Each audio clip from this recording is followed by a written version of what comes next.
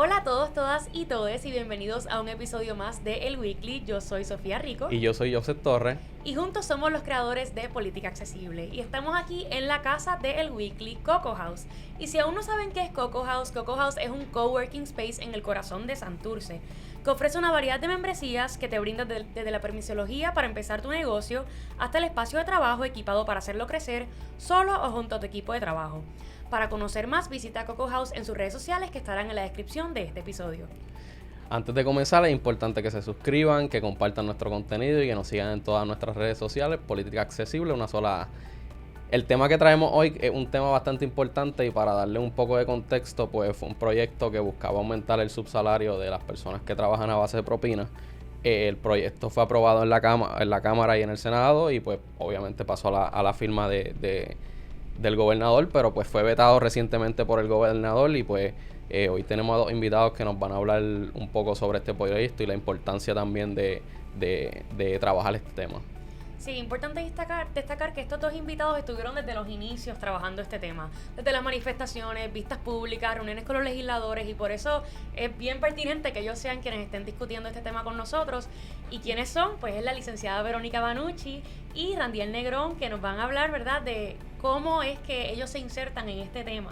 Así que primero queremos darles las gracias por estar aquí con nosotros y quisiera empezar esta conversación con que nos cuenten su involucración con esta problemática y qué fue que estuvieron haciendo para atender el tema. Primero que todo, Sofía y José, gracias por la invitación. Sí, gracias. Estamos, creo que hablo en nombre de las dos, súper contentas de participar del espacio y poder, ¿verdad?, charlar un poco sobre este tema. Con el recién veto del gobernador, pues ciertamente sí que podemos decir que estamos un poco decepcionados sobre, ¿verdad?, la decisión que tomó él, pero como bien dijiste, desde el principio hemos trabajado con este tema y no vemos el fin muy cerca. O sea, no lo vemos, no creemos que era una carrera corta, siempre hemos visto, ¿verdad?, como una carrera larga. De hecho, desde el momento en que se habla, desde el momento que nos enteramos que el proyecto se enmienda a mitad de trayecto legislativo, o del tracto legislativo, mejor dicho, que lo reducen de ese objetivo que tenía inicialmente de empatar con el salario mínimo estatal, que lo reducen al 50%, pues ya sabíamos que la lucha iba a continuar incluso después de su posible aprobación, porque el objetivo final acá es que todo el mundo en Puerto Rico que trabaje a base de un salario, la definición de trabajar a base de horas, tenga un salario mínimo justo. Ya está. El mismo. Desde justicia salarial entendemos que ese salario ronda los $15 la hora, pero ciertamente sabemos que la ley 47 de salario mínimo fue aprobada el año pasado. Lo establece a 8.50 a día de hoy, a 9.50 a partir de enero 2023, y nosotros entendíamos que el proyecto debe ir encaminado a eso, a lograr que se empate con el salario mínimo de Puerto Rico. No será hasta que se logre que entendamos que este trayecto o nuestra lucha puede tener un fin, si se puede decir de esa manera. Sí, y yo agregaría que, como dice Randy, si bien estamos decepcionadas por el veto del gobernador, entendemos que Justicia Salarial ha logrado parte de su objetivo, que era educar a las personas sobre este tema. Y me contenta muchísimo estar aquí con ustedes y me contenta aún más escucharles utilizar términos que quizás en el pasado no se utilizaban. Te mencionas subsalario. Este término pues se acuña para darle nombre a la diferencia que existe entre el mínimo estatal y el resto del mínimo, que las personas que trabajan subsalario pues es algo un poco contradictorio, porque si tienes un mínimo, ¿por qué tienes algo por debajo del mínimo? Y entonces pues ahí es que entra la terminología de subsalario, y nos referimos entonces pues al subsalario de las personas que trabajan a base de propina, que pues vienen siendo sus propinas. Y pues volvemos, aunque quizás no logramos el objetivo de eliminar el subsalario, pues sí vemos unos logros de que se habla del tema, de que conocemos que desde 1991 las personas vienen devengando $2.13, y pues como dice Randy, pues no termina aquí, por el contrario, pues vamos a continuar.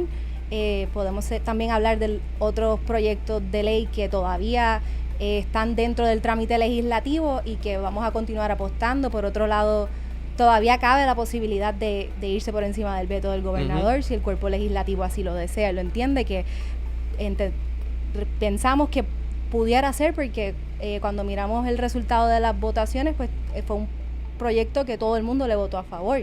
Y más allá, yo quisiera preguntarle, porque se ha normalizado un poco eso de el trabajo, o sea, a base de subsalario de los que devengan propina, porque uno recordando acá, uno viaja a Europa y como que es bastante raro uno viajar para allá y como que, no, ¿por qué estás dejando propina? Como que no tienes por qué dejar propina. O sea, como que creo que también se ha normalizado un poco. Puerto Rico y en Estados Unidos es algo que se normaliza el vivir, o sea, el trabajar por medio de su salario. ¿Por qué consideran que es importante llevar eso a una equidad? O sea, en este caso, llevar a que las personas que trabajan por su salario o que trabajen en general en la industria de servicios, pues todo el mundo cobre el mínimo que se establezca. Pues mira, yo sé, esa pregunta es una pregunta muy importante. Te agradezco incluso que la hagas, porque muchas veces y en otros espacios en los que hemos podido, ¿verdad?, hablar de este tema, sobre todo en los medios, ¿verdad?, que de más grandes en Puerto Rico, a veces los espacios son limitados y la discusión se queda en el tracto legislativo de un proyecto de ley que busca llevar un salario de X de una comunidad específica a una cantidad de dinero.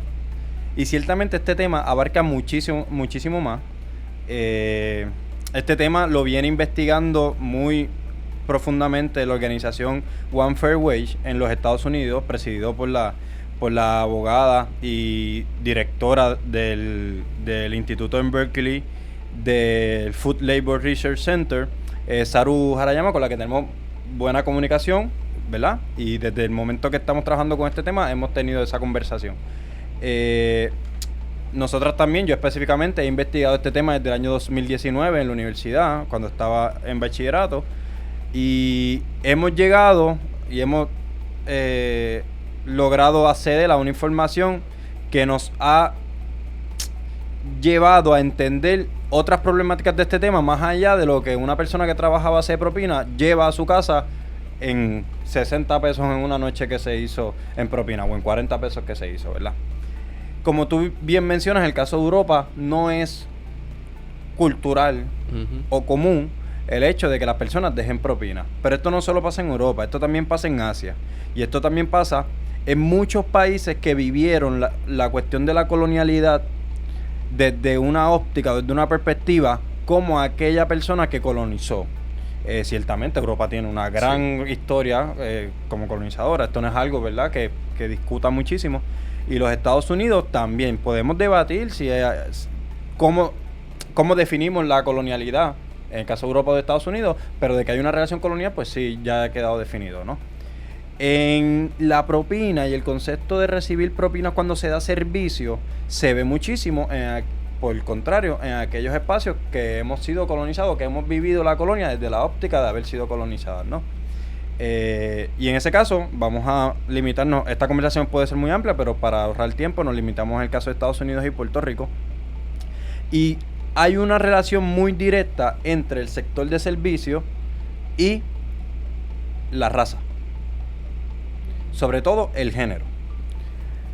Hay investigaciones realizadas por la compañera Saru Harayama y que hemos tenido oportunidad, de hecho, de escribir también. Hay unos escritos sobre el tema nuestro, en el que destacamos que incluso al principio del siglo XIX, 1800, tanto, y sobre todo a mitad de ella al final, cuando ya abole la esclavitud y las personas que antes eran esclavizadas, sabemos qué raza estaba esclavizada y hemos podido leer las experiencias que vivían, pasan de vivir una vida esclavizada, ¿verdad? Ahora se supone que entran a un mercado de trabajo, pero evidentemente estas personas no pasaban a cobrar un salario mínimo. De hecho, el salario mínimo en los Estados Unidos se crea en 1938 con la aprobación de la Fair Labor Standards Act. Previo a todo eso, de hecho, y había muchas personas que se abolió la esclavitud, pero siguieron viviendo como esclavizadas. Hubo generaciones, tú sabes. Pero estas personas eran, en los Estados Unidos y en Puerto Rico, las que servían, las que en las casas de las personas, ¿verdad?, de la raza no negra, sobre todo de la raza blanca, recibían ese servicio, la cocina, la comida, la ropa, la plancha. Y ese concepto de servicio siempre estuvo ahí desde una óptica racial. cuando se comienza el tracto legislativo, o sobre todo el Estado de Derecho basado en las leyes laborales, hubo un montón de revueltas en los Estados Unidos a finales del siglo XIX y a principios del siglo XX, que llevaron a una reforma. De hecho, también el crack de la Gran Depresión llevaron a unas reformas económicas y de derecho laboral impulsada por el presidente Roosevelt en esa época, que llevaron a la aprobación de, entre otras leyes, como Seguro Social y Seguro por Desempleo, también del salario mínimo. El salario mínimo se da en el 38. Este salario, cuando se aprueba, hay una opinión de hecho, hago un paréntesis, ese salario es impulsado por el senador Hugo Black, que lo voy a volver a mencionar más adelante, pero cuando se aprueba la ley de salario mínimo del 38, hay una opinión del secretario del Trabajo que dice que las personas que trabajan en servicios, en hoteles, moteles y restaurantes, no les va a aplicar el salario mínimo a menos que trabajen en un restaurante, en un hotel que genere muchísimos ingresos, específicamente sobre el ingreso que afecta el comercio interestatal. Se establece un número de unos ingresos. Hoy en día esos ingresos son $500,000 brutos que tú tienes que generar. Pero todas las personas que trabajan en estos restaurantes, hoteles y moteles, aunque sea por cadena, se va a contar el ingreso a nivel de unidad. Quedaron excluidas una muy grande cantidad de personas, y la gran mayoría eran personas racializadas que todavía trabajaban en los hoteles, moteles y restaurantes sirviendo. Hubo una gran organización de las comunidades racializadas. ¿Verdad? Sabemos lo que pasó en los 50 y en los 60. Podemos mencionar muchas personas, pero sí estas comunidades se organizaron. Y en el 64 se aprueba la Ley de Derechos Civiles, que buscaba erradicar el racismo a nivel de, ¿verdad? Esa ley evita evita el permiso para, ¿verdad?, cometer atrocidades contra la raza negra, que era una norma y sigue siendo una norma en los Estados Unidos, pero ahora hay una ley, ¿verdad?, que te dice que no puedes hacerlo, claro. Hasta que cuando se apruebe esa ley en el 64, a una persona racializada la agreden en un restaurante, en un motel, en Atlanta. Esta persona dice: no me pueden violar mis derechos, que ahora yo tengo a través de la Ley de Derechos Civiles en este motel. El Supremo ve el caso y el Supremo determina que a las personas que trabajen y vivan o participen en una actividad en un motel, hotel o restaurante, también les va a aplicar las leyes federales para que le acogie también la Ley de Derechos Civiles. ¿Qué pasa? Que esa opinión, cuando le da jurisdicción a la Ley Federal de Derecho Civil, también le dio jurisdicción a la Ley Federal de Salario Mínimo. Y esas personas en el 65 empezaron a recibir salario. ¿Qué pasa? Ese mismo año, el Congreso de los Estados Unidos dijo: ok, Tribunal Supremo, entiendo tu decisión, ahora tienen salario mínimo, pero vamos a hacer algo. Estas personas, como reciben propinas algunas veces, porque ellas no recibían salario, su salario era propina, van a recibir no más del 50% del salario mínimo. Y lo van a combinar con las propinas. ¿Qué tú crees? Lo aprobaron. Hay una gran historia de racismo, de violencia, y cuando tú miras las estadísticas, la gran mayoría, 7 de cada 10, y a día de hoy todavía, 7 de cada 10 de estas personas son mujeres, se identifican como mujeres. Claro, estas estadísticas hay que revisarlas porque hay una comunidad LGBT y UA Plus que se está invisibilizando. Estas estadísticas ya se están llevando, ¿no? Pero al margen de todo eso, desde los 60 hasta los 90 recibimos 50% del salario mínimo, y en el 90 hubo una gran presión por parte de la Asociación de Restaurantes a nivel federal para convencer al Congreso de congelar el 4.25 como salario mínimo y el 50% que nos aplicaba como 2.13. En el 96, de la mano del presidente Bill Clinton, el salario aumentó, pero el nuestro se quedó, y así llevamos 31 años con una historia de la mano del racismo y de la mano de la violencia de género, y así estamos todavía en Puerto Rico. Y es muy similar los agentes que vemos en la lucha por eliminar el subsalario tanto en los Estados Unidos como en Puerto Rico. National Restaurant Association tiene una entidad en Puerto Rico que es el Grupo de Azores, que pues sabemos que también tuvo su lugar en las vistas públicas, al igual que nosotras. También fue a oficinas de representantes, pues para influenciar que este tipo de legislación no se aprobara, con algunos argumentos quizás a nuestro entender infundados, porque los estudios sí demuestran que en los lugares que se elimina el subsalario, pues los ingresos de los patronos son mayores, las ventas aumentan, las propinas aumentan, y sobre todo es importante resaltar que ya que es una industria de donde 7 de cada 10 son mujeres, pues también se disminuye la tasa de hostigamiento sexual a las personas que trabajan como meseras o meseros o dentro de la industria. Randy, con todo el recuento, ¿verdad?, que nos diste, y Verónica, con lo que mencionaste, lo que me llamó más la atención, bueno, todo me llamó la atención, pero para esta siguiente pregunta, es el rol que quizás tuvo Azores en el veto del gobernador. Y con esto les pregunto, ¿a qué ustedes le atribuyen el veto del gobernador cuando fuera del aire estábamos hablando que muchos legisladores estaban a favor de esta propuesta, se solidarizaban personalmente con esta propuesta, y vemos como entonces llega este veto que quizás ni la misma legislatura se lo esperaba, porque de todos los partidos había un aval a la medida? ¿A qué le atribuyen el veto? Bueno, el gobernador da 4 razones en su veto. El primero, él dice que la ley no es clara. Esto no es cierto, porque si tú lees la ley desde la exposición de motivos, tú puedes ver que la intención era lograr un aumento del subsalario. Él dice que se entiende que es 50%, que entonces lo que la ley busca es incluso menos que lo que establece la ley federal, que sería igualar al salario estatal en caso de que las personas no alcancen a $2.13, y pues en realidad lo que la legislación busca aumentar son los $2.13. No estamos, la ley no dice que lo que quiere es que ahora el mínimo sea el 50% del mínimo estatal. Eso no es correcto. Así que esa primera razón no es cierta, no es acertada. La segunda razón que el gobernador da para vetar es que esta es la de la comisión.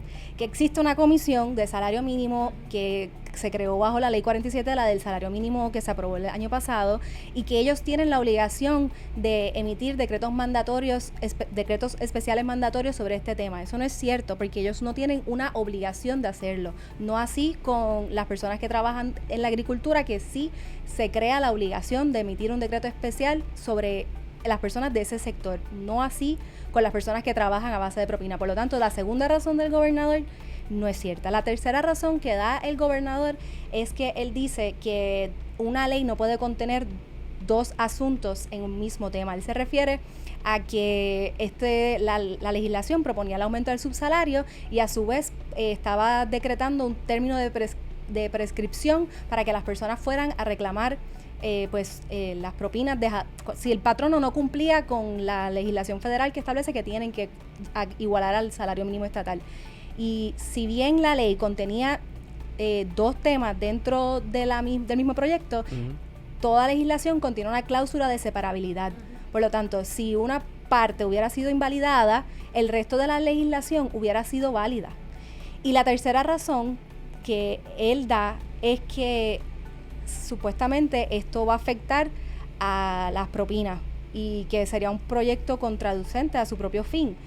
Y por lo tanto eso es incorrecto también, por lo que yo mencioné anteriormente, de que hay estudios que contradicen eso. Y entonces también él agrega que no solo que los patronos pudieran optar por pagar salario mínimo completo y eliminar la propina. Eso es completamente falso, porque el Departamento del Trabajo Federal ya ha dicho que la propina es ineliminable. Sí. En el caso de la cuarta razón que acaba de mencionar Vero, hay una contradicción con la segunda razón. Me explico. En la segunda razón él habla de que la ley de salario mínimo creó una comisión de salario mínimo en Puerto Rico. De hecho, esta comisión es la que va a dar o no el aval al tercer aumento seguido al salario mínimo en Puerto Rico de $10.50 en enero del 24. Con esta comisión ya tenemos una comunicación. De hecho, esta comisión no está constituida en su totalidad. Voy más allá. Hay cierta vagancia por parte del Ejecutivo sobre la Comisión de Salario Mínimo. Y me explico. Esta comisión fue creada, ¿verdad?, con la misma ley, como ya mencioné el año pasado. Y esta comisión tenía la obligación de emitir, como bien dice Vero, un decreto mandatorio especial en o antes del 1 de julio, que acaba de pasar, sobre el subsector de la agricultura. En Puerto Rico existen 2 sectores que tienen subsalario: agricultura y personas que reciben propina. El de la agricultura son $5, el nuestro son $2.13, ¿no? esta comisión no estuvo constituida. Bueno, solamente hay 5 personas nombradas por el gobernador de 7. Estos nombramientos se dieron en junio. ¿Cómo esta comisión va a emitir un decreto mandatorio especial sobre el sector de la agricultura en o antes del 1 de julio, cuando tú me la constituyes en junio? O sea, no se han reunido por primera vez a día de hoy. Eso es lo primero. O sea, un poco, disculpa que te interrumpa un poco, pues se crean muchas comisiones en Puerto Rico y todos lo resuelven con comisiones. Yo no sé si alguna sea, profesora alguna vez me dijo, si tú quieres que algo no se haga, delégaselo a una comisión. Sí, o sea, en Puerto Rico hay tantas comisiones y con cada proyecto se hace una nueva comisión y pues, o sea, son comisiones que terminan en nada. Y el problema con la comisión es que en cualquier momento pueden revertir la decisión. Entonces, sin embargo, si tú lo pones en la ley, pues ya es un poco más difícil, porque tiene que haber todo un procedimiento para, de hecho, para derrogarlo. En otras jurisdicciones, el Ejecutivo o el Legislativo haría un llamado oficial a la Universidad Estatal y le dijera, expertas en la materia, investiguen este tema, hagan recomendaciones y ya está. Pero en este caso, pues hay una comisión, ¿no? ¿Por qué digo que la cuarta razón que da de veto, por la que veta contradice con la segunda? Porque en la cuarta, y como tú bien señalaste, Sofía, el señor gobernador entra en una narrativa, bueno, en una línea argumentativa sobre el por qué a día de hoy no se debe aumentar el subsalario. Entra asumiendo unos argumentos que a quien único le hemos escuchado y o leído decir es a la Asociación de Restaurantes en Puerto Rico. Nadie más ha dicho que si se sube el subsalario de las personas que trabajan a base de propina, eso va a ser contraproducente para la propia comunidad que recibe propina. Nadie más lo ha dicho. Y el gobernador, al asumir como propia esa línea argumentativa, también le está dando un peso a la propia comisión que él dice que la comisión puede estudiar. Nuestro llamado es, señor gobernador, si usted reconoce que hay una comisión que tiene el expertise y que tiene la tarea de investigar el tema, darle una línea de que esto no se debe hacer ya es un peso grande. Decir, bueno, ustedes investiguen el tema, pero a día de hoy esto no se debe aprobar. O sea, y es difícil ir contra eso. Por otra parte, y para ir cerrando, la Asociación de Restaurantes, desde el día 1 que hemos, ¿verdad?, llevado este tema a la luz pública, ha fallado muchísimo en demostrar y en evidenciar en términos cualitativos y cuantitativos sus argumentos de por qué esto no se debe hacer. Fueron a vista pública en el proyecto de la Cámara, en el del Senado no. En el del Senado fue un poco más vago todavía, pero fueron a vista pública en el proyecto de la Cámara a decir que tenían una encuesta en la que ellos podían evidenciar que las personas que reciben propinas en Puerto Rico cobran entre 18 y 20 dólares la hora. Cuando a preguntas de la comisión se le dijo, esa encuesta ya está publicada, esa encuesta todavía no se ha terminado. Esa encuesta, ¿le podemos empezar a llamar sondeo? Sí, esa encuesta la van a publicar en algún momento, 8 de marzo todavía no la hemos visto. Le pedimos a su asesora legal, le pedimos que nos hiciera llegar, ¿verdad?, dicha encuesta. Sí, no lo hicieron. Nosotras desde el minuto 1 le hemos enviado muchísimos estudios. En Estados Unidos hay 37 estados que han subido el 213. 37 estados. De esos 37, 8 estados y territorios, porque hay que incluir el territorio no incorporado de Guam, pagan salario mínimo completo más propina. En ninguno se eliminaron las propinas. En ninguna organización sindical o de trabajadoras del sector del servicio y que reciben propina, ninguno se ha organizado en contra de eso, ¿no? Las propinas han aumentado, las ventas han aumentado. Allí, en ninguno de esos lugares, en esos 37 estados, no se acabaron los restaurantes. Pero ellos vaticinaban el fin de la industria de alimentos. En Puerto Rico no hay ningún sector más grande que las barras y los restaurantes. Que siempre, cuando salimos a celebrar un cumpleaños, un día de madre, una graduación, vamos a un restaurante. Así que esos argumentos, el gobernador los escuchó. El gobernador no sabemos si escuchó los nuestros. Intentaron reunirse en y múltiples ocasiones, pero pues obviamente yo llamo en carácter pues desde justicia salarial, que quizás no es lo mismo tú decir ¿sabes? Soy Sí. Verónica Banucci al final del día, no tengo el mismo apellido que ciertas personas. Y por lo tanto, pues exactamente, pues lamentablemente no se nos concedió la reunión, aunque lo intentamos un montón de veces. También intentamos reunirnos con el equipo de Azores.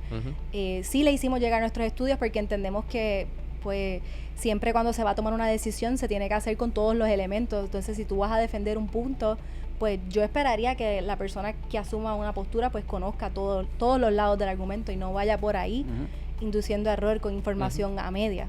Y yo agregaría sobre lo que el punto de Randiel de que sobre su sondeo que fue hecho por ellos, por personas dentro de su mismo restaurante, yo diría por ellos, para ellos, de ellos en todas las partes.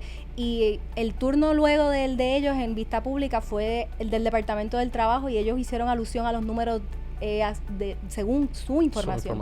Y en la media realmente rondaba entre, ¿cuál fue el número que ellos dijeron? Azores dice entre 18 y 20, Justicia Salarial dijo 8.98, 9.20 y el Departamento del Trabajo corrigió a ambos grupos y dijo no son 9, no son 20, son 10. Al final... Sí, al final hay dos números que se parecen más. Evidentemente. Y hubo muchísima aclaración o reiteración por parte del Departamento del Trabajo diciendo Justicia Salarial tiene razón en X, Y y Z. Claro. Sí, yo tomo un porque ellos siempre argumentaban que no había la necesidad de aumentar el subsalario porque no habían quejas. Y yo vengo y digo, no porque alguien no se queje de algo, no quiere decir que no esté pasando. Hay muchos elementos. Está el elemento de la dinámica de poder, me quejo en contra de mi patrono, me van a despedir. O no conozco las herramientas que tengo a mi alcance para hacer las denuncias. Y luego el Departamento del Trabajo dijo, mira, es verdad, no se están quejando, pero no se están quejando, pues... Es que no existía el mecanismo para quejarse, no existía un correo electrónico en donde los empleados, las empleadas pudieran escribir sus quejas en caso de que patrono incumpla con el deber que tiene de igualar al salario estatal. Para cerrar un poco el tema, pues obviamente del proyecto que fue vetado, me gustaría que pues nos hablen del proyecto que está ahora mismo todavía en el trámite. Sí. Me gustaría que abundara un poco sobre ese proyecto y qué busca. Bueno, ese proyecto es el proyecto del Senado 754. Hubo vistas públicas ya, lo presidió la Comisión de Hacienda y Asuntos Fiscales, tiene un nombre algo por esa línea. Tuvimos la oportunidad de poner nosotras desde Justicia Salarial, entendemos que ese proyecto es muy positivo porque busca eliminar el subsalario por completo. Totalidad. Exacto, entonces eso lo que quiere decir es que igualaría pues el salario de las personas que trabajan a base de propina con el resto de las personas de la clase trabajadora. Sí. Este proyecto sale de la oficina de un partido minoritario, pero a este proyecto se han unido como coautores y coautoras otras senadoras de otros dos partidos, ¿no? Termina siendo un proyecto multipartita, como también lo fue el proyecto de la Cámara que fue aprobado. Más sin embargo, a la espera de ver qué pasa porque al final del día el veto al proyecto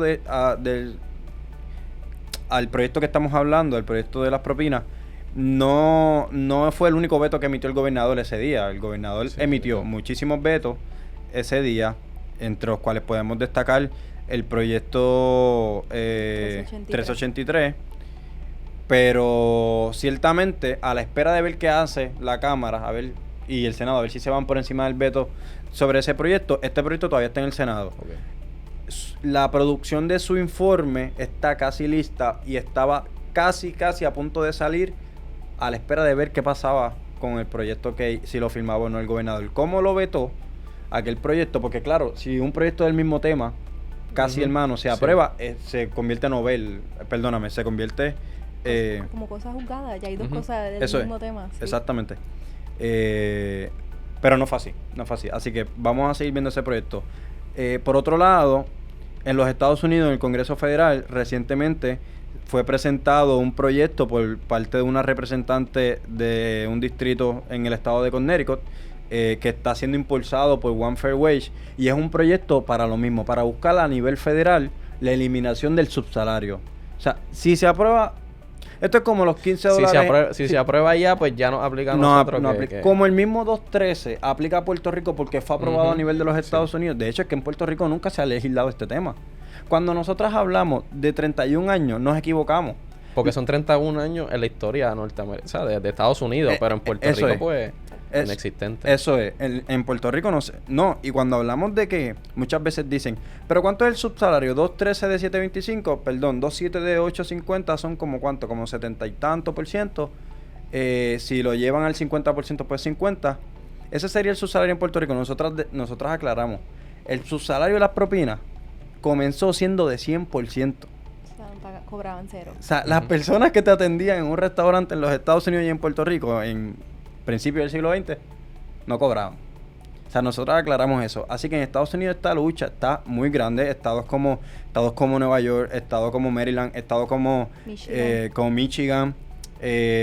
Hay muchísimos estados donde la lucha está muy avanzada porque hay capítulos en casi todos los estados donde a nivel estatal sí se están dando pasos. De hecho, hay estados. Porque nosotros siempre destacamos los 8 que dieron el paso al salario completo. Pero hay estados como Hawái, donde hay un subsalario de $10 con un salario mínimo de 17, aunque el salario mínimo estatal no es 17. Pero las personas que trabajan a base de propina, como con las propinas hay se proyecta recibir más dinero, esas personas en Hawái dijeron, patrono siempre tiene que pagar como mínimo $10, y si con las propinas no hace 17, patrono tendrá que empatar a 17. Hay mucha creatividad sobre este proyecto. El hecho de que el gobernador lo haya vetado nos decepciona, como bien dijimos al principio, porque continuar con la Constitución de Puerto Rico cumplió hace un par de días 70 años, pues vamos a partir de ese continuar con 70 años de inacción sobre este tema que afecta a muchas personas.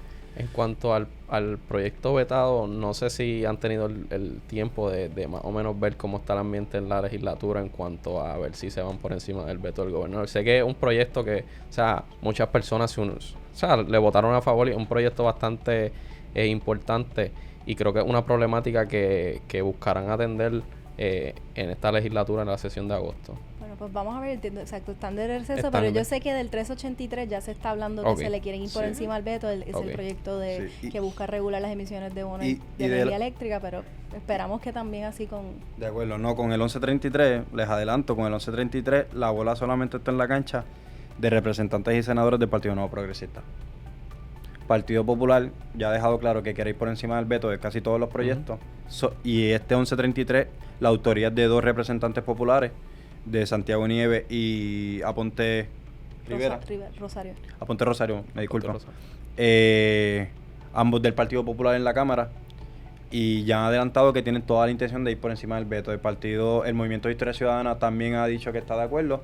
Y el Proyecto de Unidad, que aunque es un voto también importante. La bola está en la cancha de muchos representantes y senadoras del Partido No Progresista, porque al final del día el Ejecutivo es de su partido. Vamos a tocar puertas y decir, ustedes votaron a favor de este proyecto en un principio. En la primera discusión lo que pedimos es que reiteren su voto. No que voten a favor, es que Los reitero, sí. eso es. Ya. Y entonces, ok, tenemos claro, ¿verdad? Este veto. Tenemos claro que hay otro proyecto en el Senado. Pero les pregunto, porque sé que esto es un tema importantísimo para ustedes, ¿qué esfuerzos seguirán haciendo ustedes si irse por encima del veto no se da y si el proyecto del Senado no se fuese a aprobar, no Bueno, le dieran paso al proyecto? Nosotras esperamos continuar organizando actividades para educar sobre el tema, que el tema pues no quede aquí, ocurra lo que pase en la Cámara Legislativa en este cuatrenio, pues la verdad es que hay que continuar la lucha. Hay estados como Nueva York que llevan años en esta lucha, que ellos actualmente tienen un subsalario de $10 y el mínimo estatal son $15. Y ellos llevan un montón de años y el equipo de One Fair Wage pues le ha dado una continuidad a la lucha que hemos visitado videos de ellos en el pasado, de hace 2, 3 años o más, y ellas continúan con la misma lucha.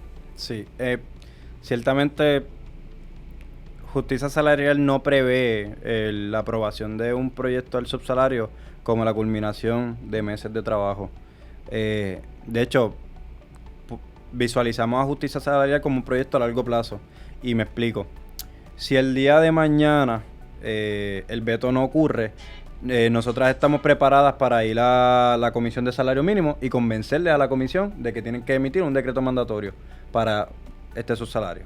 Si eso se aprobara, pues cool. Pero si no, vamos a seguir haciendo el trabajo en el Capitolio para que se apruebe este proyecto. Ahora bien, ningún trabajo en el Capitolio, sobre todo cuando nos referimos a legislación laboral, va a ser sostenible en la medida en que la clase trabajadora no pueda disfrutar de ese beneficio.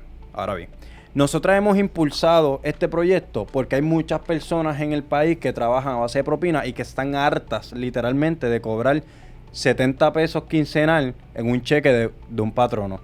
O sea, ¿qué yo hago con $70? Y este tópico que yo le he podido ver, yo llevo 5 años trabajando a base de propina. Yo soy mesero, salí de mi turno esta mañana y trabajo el viernes otra vez como mesero. Y hemos visto que el enojo, aunque regado, que no se ha podido organizar muchísimo por muchas características, son personas jóvenes, son personas, muchas madres solteras, muchas mujeres tienen miedo a perder su trabajo, pero sí ha sido lo suficientemente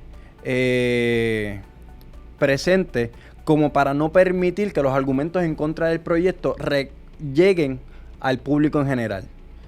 O sea, este proyecto es muy apoyado por el público en términos generales, ¿no? Ahora bien, si el día de mañana aprueban el subsalario del 50%, vamos a seguir trabajando por el del 100%. Y si aprobamos el del 100%, vamos a luchar porque hay una legislación de publicación de horario por lo menos una semana antes, que una semana ya yo sepa cómo organizar mi jornada de trabajo. Vamos a seguir luchando porque el periodo de descanso, de almuerzo, para nosotras que trabajamos por propina, son 30 minutos. Vamos a trabajar por la hora y vamos a trabajar porque los hombres tengan no un día, 2 días de paternidad, que tengan una semana entera o que tengan 2 meses para que puedan, ¿verdad?, ver a esa criatura crecer y estar presente, no solamente la licencia de maternidad. Así que justicia salarial sí se ve a largo plazo. Claro, esto hay que organizar a la clase trabajadora. Lo importante es que podamos llegar a los centros de trabajo y que sean las mismas personas que trabajan a base de propina y las que no, las que trabajan en back of the house, chef, cooks, dishwasher, los que se ensucian las manos, los bosses, los rones, los que te llevan el plato. O sea, es que somos el sector más grande del país. Acá trabajan sobre 10,000 personas a base de propina, pero sobre 55,000 personas en términos generales, sobre 100,000 personas en empleos directos e indirectos.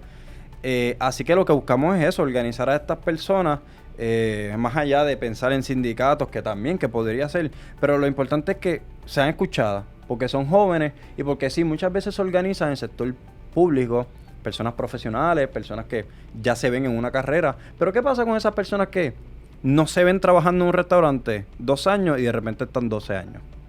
Y de repente están 8 años. Y de repente se quedaron ahí. Que no está mal, que no pasa nada, pero que también tengan un espacio para luchar por sus derechos laborales. Así que allá vislumbramos justicia salarial y para allá vamos a intentar ir. Yo de verdad les quiero agradecer a ambos. A mí me enorgullece como joven que hayan jóvenes trabajando este tipo de temas y esta problemática, porque pues sabemos que la mayoría de los jóvenes somos quienes la enfrentamos. Muchos estudiantes, muchas personas que pues se van de su hogar y tienen que buscar empleo para subsistir, y de verdad les quiero dar las gracias por el trabajo que hicieron, a pesar del veto no importa, y del trabajo que continuarán haciendo. Y pues como siempre aquí están las puertas abiertas y muchas gracias. Gracias a ustedes por el espacio. Claro. Yo quisiera, antes de despedirnos por completo, que quizás dieran un último mensaje quizás que esto es lo último que nuestra audiencia se lleve, en por qué los empleados merecen justicia salarial. Y quizás no refiriéndonos solamente a los meseros, sino a todo el amplio sector que ustedes acaban de hablarnos en este episodio, pero por qué es importante esa justicia salarial. Rapidito para que la gente se lleve eso. Yo creo que en términos de condiciones laborables, el salario es lo primero, como quien dice, porque es lo que se le remunera por sus horas de vida. O sea, son las horas que una persona le está dedicando a un trabajo con la expectativa de, pues, recuperar y poder obtener las cosas que necesita para sobrevivir.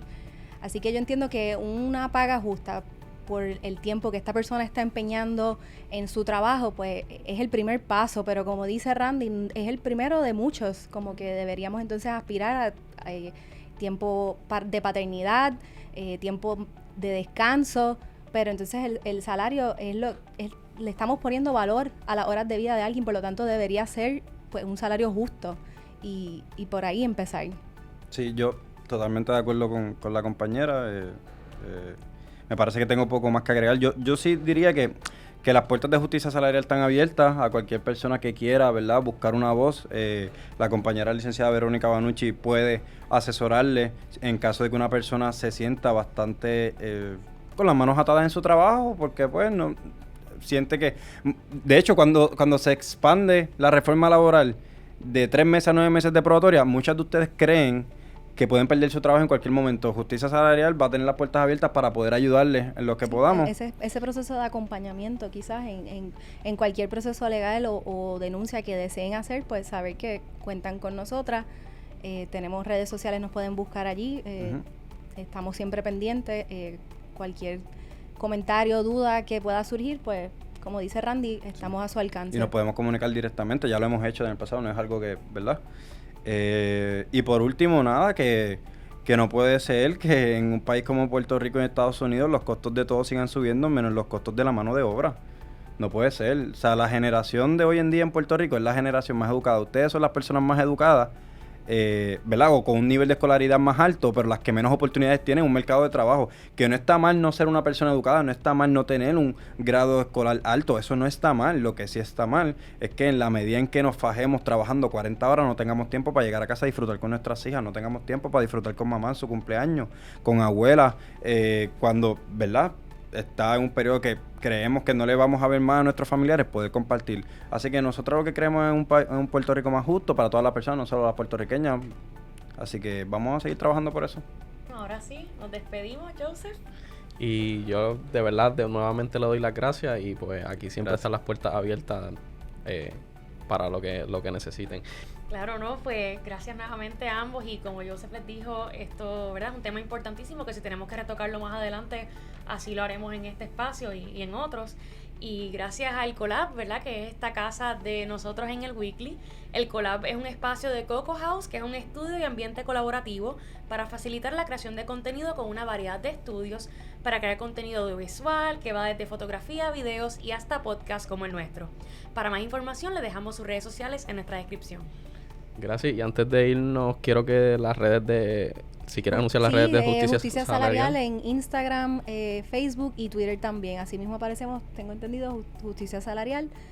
Somos bastante sencillas de encontrar. Bueno, gracias nuevamente y nos despedimos. Hasta la próxima. Gracias.